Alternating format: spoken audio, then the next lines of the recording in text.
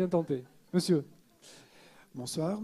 Lionel de La Ciotat, depuis 2 ans seulement, puisque je suis originaire de Nancy en Lorraine.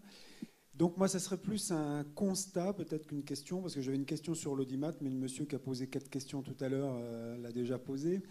Donc déjà, je remarque que France Télévisions s'est beaucoup modernisé, ça se voit, franchement, c'est très bien. Il y a de très bonnes émissions qui arrivent, il y a des animateurs un peu anciens qui passent un peu moins à la télévision, il y a des séries qui font des cartons.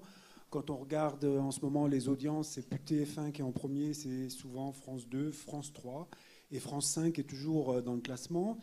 Maintenant, je trouve qu'il y a encore des fois des déceptions. Il y a des soirées où on se dit, bon, ben voilà, ce soir, ce samedi soir, c'est un tel, je ne citerai pas de nom, c'est tel type d'émission. Je ne sais pas combien ça coûte ce genre d'émission, sur des trucs qui n'intéressent plus personne. Ça fait 1 million le lendemain matin dans les audiences. Et à côté de ça, il y a plein de jeunes qui ont des super talents, qui se retrouvent sur TMC, qui se retrouvent un peu partout. Tous ces talents qui ont été découverts par Canal quand Canal était voilà, un découvreur de talents, on les retrouve partout, sauf sur France Télévisions. C'est un petit peu dommage. En tout cas, voilà, pourquoi il y a toujours ces émissions dont on sait qu'elles ne fonctionneront pas, qui passent encore, souvent les samedis soirs d'ailleurs. Sur le renouvellement à la fois de l'offre en termes de programme et des animateurs. Hein. Je condense votre... Bon, en fait, vous parlez assez délicatement d'ailleurs, un peu à mots couverts, mais on se comprend, je crois. En fait, plusieurs réponses à ça. D'abord, la télévision, c'est pas une science exacte. Donc parfois, on se dit que ça va marcher, puis ça marche pas, ou réciproquement. Donc c'est quelque chose qui n'est pas si facile que ça à prédire. Donc vous faites référence à un flop récent, qui est un flop réel. Mais pour autant, il y a beaucoup de samedis soirs où, entre guillemets, il y a beaucoup de gens qui regardent et qui sont contents de regarder. Non, c'était pas spécialement ce flop. Non, mais vous voyez ce que je veux dire. Donc c'est pas si évident que ça.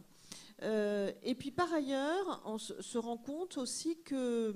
Alors c'est vrai que c'est bien qu'il y ait des nouveaux visages qui arrivent, mais c'est un vrai métier, quoi, d'être animateur ou présentateur à la télévision. C'est un vrai métier.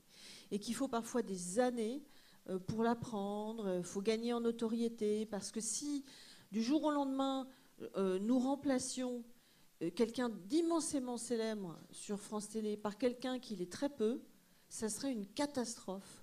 C'est-à-dire que d'une certaine façon, la télévision, ces animateurs qui reviennent depuis des années, c'est aussi des repères pour beaucoup, beaucoup de gens dans les publics.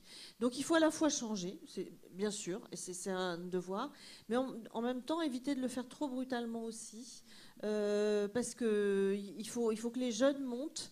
Et regardez les après-midi de France 2, on a tout changé d'un coup, et ben on s'est planté. Donc c'est bien un signe aussi que les téléspectateurs nous envoient.